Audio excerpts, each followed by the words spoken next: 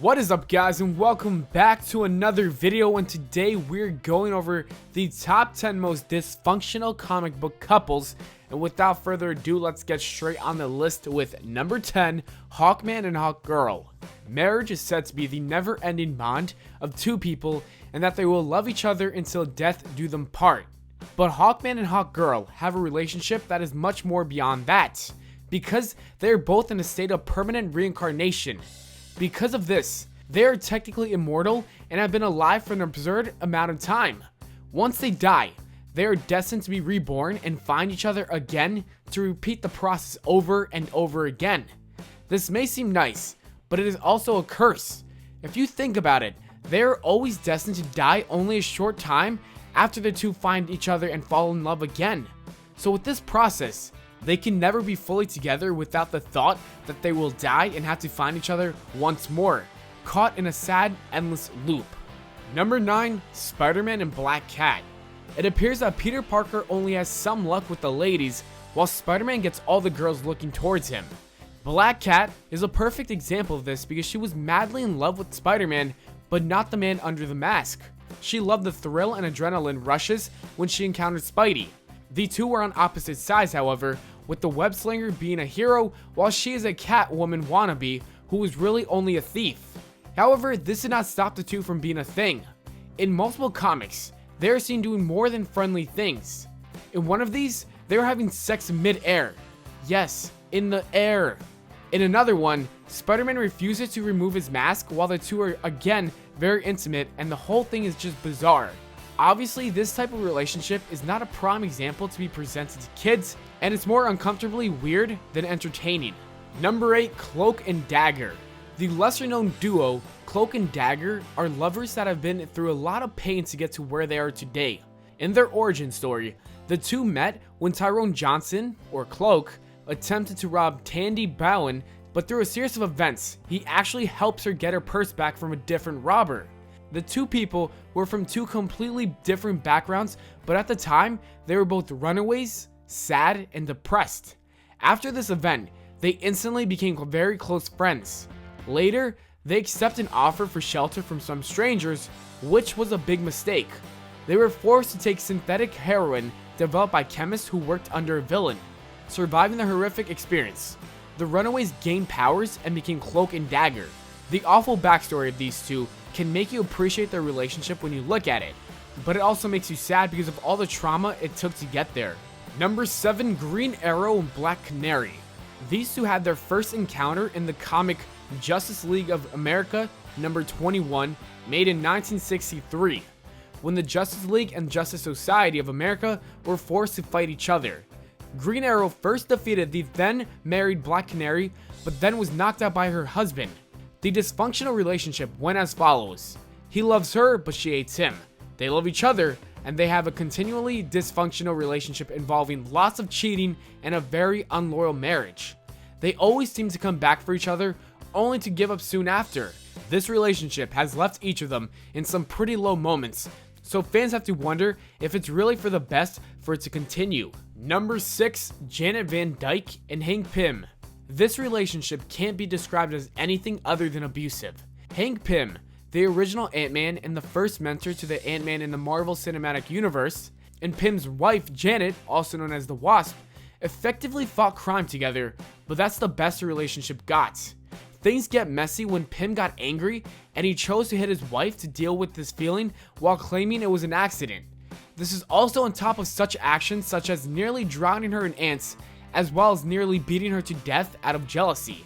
In more recent times, Marvel has tried to make the character more appealing while moving him closer to the center stage of the Avengers. Fans have to wonder if Marvel's attempts to save this character's name is enough to sway people back, or if the past is too dark to redeem the superhero. Number 5, Daredevil and Elektra. These two first started dating in college, but lost contact for a bit when Elektra went through a lot of personal conflict and changes. They encountered each other later on when Daredevil tried to stop a morally questioned plan of hers, and they soon got back together. This was rather a troubled relationship together, however, as they often came into conflict with each other. Later on, Daredevil even had to watch her die in his arms, which could not have been healthy for his emotional health either. Daredevil attempted to resurrect her, but it failed. Luckily, she was still brought back by another character. It is later revealed that Daredevil's attempt to revive his lover actually caused her bad side to split off into its own being. This new evil entity is then killed by her good half, and she is restored to whole again. Number 4, Batman and Catwoman. Batman, on the other side, always seems to attract the bad girls. Catwoman is a sneaky and vigilant cat burglar who has been a recurring character throughout the years. Her and Batman obviously have this tension between the two because there is no doubt due to attraction. Catwoman slips in some kisses with the Cape Crusader here and there, and he doesn't seem to mind. He knows that Catwoman is a burglar and at times causes no good, but he cannot seem to stay away. Oftentimes, the Bat tries to bring her to the good side, but it's usually a failed effort because it seems that Catwoman will never join the good side. It's a shame though, the two make a good couple, but because of this emotional cat and mouse game, the relationship is not one that should desire. Number 3, Quicksilver and Scarlet Witch. In the Avengers Age of Ultron, we see Quicksilver and Scarlet Witch on the big screen for the first time with our set of heroes. We also see the developing relationship Scarlet Witch and Vision have, but what we don't see is that in the comics, the twins are actually lovers. Yes, they are twin brother and sisters, and they love each other much more than just as siblings do. Many fans and readers often dub this relationship as twincest, and has been inferred in the Ultimates and the Ultimates 2, but in the Ultimate 3, there is absolutely no doubt that these two are more than just loving family members. There are multiple scenes within the comics that show how intimate the two are and how they really do love each other. It's pretty weird. What's even weirder is that the other characters within the comics appear to not even be bothered by the situation. Number 2, Thanos and Death. This is probably the weirdest relationship ever, and it's between Thanos, yes, that big bad guy in space that we saw in the Avengers movies, and Death itself, yes, the state of Death. Death takes the embodiment of a human-like figure in the comics and is seen with Thanos on multiple occasions. He even tries to impress her by stealing the Cosmic Cube and using it to bend and control the universe. He also tried to use the Infinity Gauntlet to give Death souls. On both occasions, he failed with mostly all the Marvel heroes banding together to defeat the supervillain.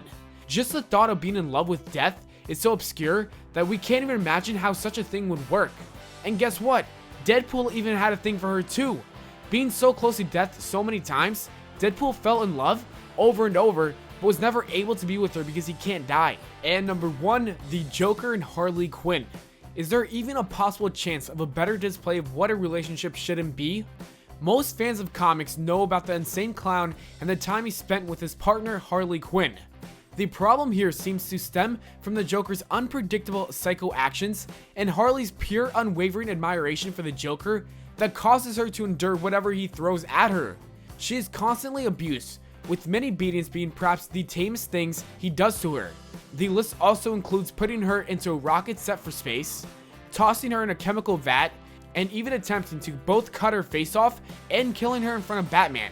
All of this is after he was responsible for turning her into a psycho servant in the first place. While Harley Quinn might not be the most innocent person herself in any way, it's hard to imagine what she has done to deserve all these awful things the love of her life has done to her. And that is it for the video, guys. As always, thanks for watching. We hope you all enjoyed. If you did, don't forget to leave a like and subscribe for more. Make sure to follow me on Twitter @ValenPlana, and I'll see you all later.